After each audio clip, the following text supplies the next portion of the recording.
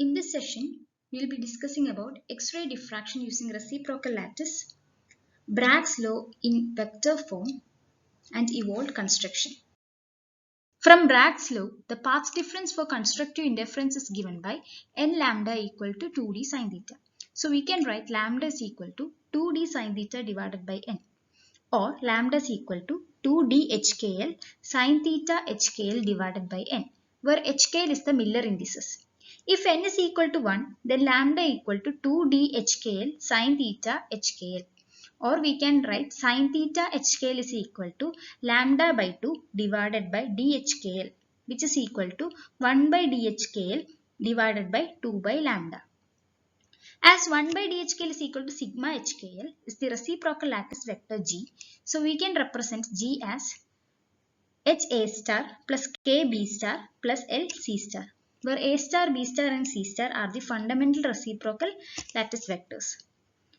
So A dot delta K is equal to A dot G, which is equal to A dot HA star plus KB star plus LC star. And A dot A star is equal to 2 pi. So we have A dot delta K is equal to 2 pi H. Similarly, B dot delta K is equal to 2 pi K and C dot delta K is equal to 2 pi L. And these three equations are known as law equations. Here the first figure shows the graphical representation of Bragg's law, in which a triangle is inscribed inside a circle of diameter 2 by lambda as the hypotenuse of this triangle. So the radius of this circle is 1 by lambda, and this figure should satisfy the above equation, that is sin theta hkl is equal to 1 by dhkl divided by 2 by lambda. In the second figure shows the graphical interpretation of Bragg's law in terms of reciprocal lattice vector. If OA is the direction of incident X-ray beam and OP is the normal to the crystal plane, so the length of OP should be equal to 1 by dhkl, which is equal to sigma, which is equal to G, that is the reciprocal lattice vector. Consider a crystal at center C and draw a circle with diameter 2 by lambda. If P is a lattice point and if other points are present at the circumference, then Bragg's condition is satisfied. And O is the origin of the reciprocal lattice. Hence, a reciprocal lattice vector intersects the circle, that is in 3 dimension it is a sphere, then Bragg's condition is satisfied. So, whenever this reciprocal lattice vector intersects this circle, then only the Bragg's condition is satisfied and then only the X-ray diffraction becomes possible. However, if the point where the diffracted beam and reciprocal lattice point cut a circle of radius 1 by lambda is called as Ewald sphere. Moving on to Ewald construction. Here the figure given is the Ewald sphere, which we have discussed earlier. This length of Cp, in the earlier figure it was 1 by lambda, but here we multiply a factor of 2 pi. So the length of Cp is equal to 2 pi by lambda. So why we multiplied this 2 pi is to convert into reciprocal lattice.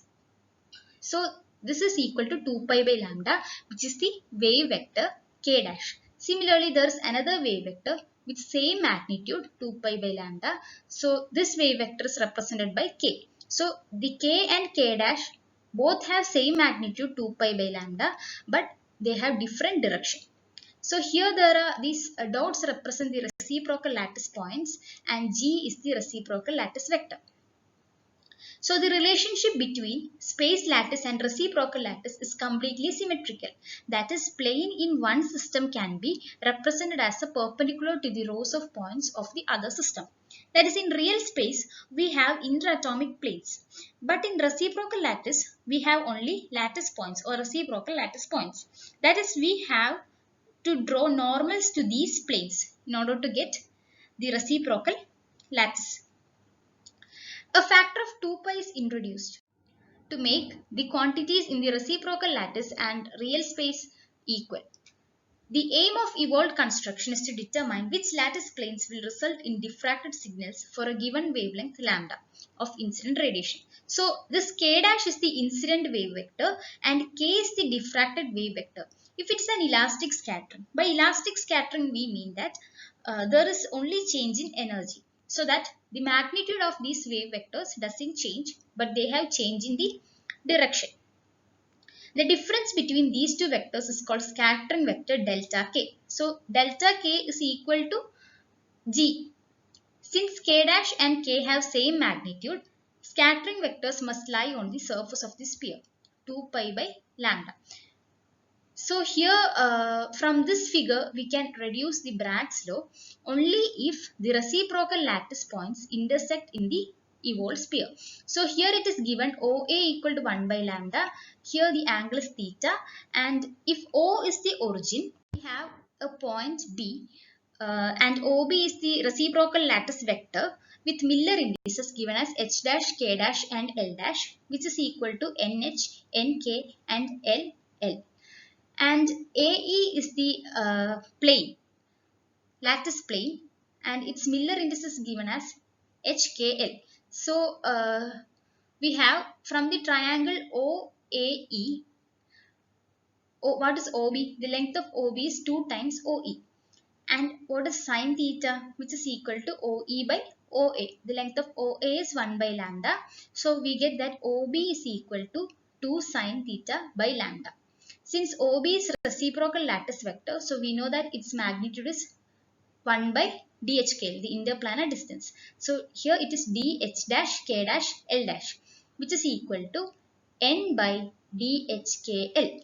So when we equate these two equations, then we get that 2 sine theta by lambda equal to N by DHKL. Or if we take this D to this side and lambda to the other side, we get 2 DHKL sine theta equal to N lambda, where N is the order. So we can reduce the Bragg's law, or the Bragg's law is satisfied only when the evolved sphere intersect the reciprocal lattice point.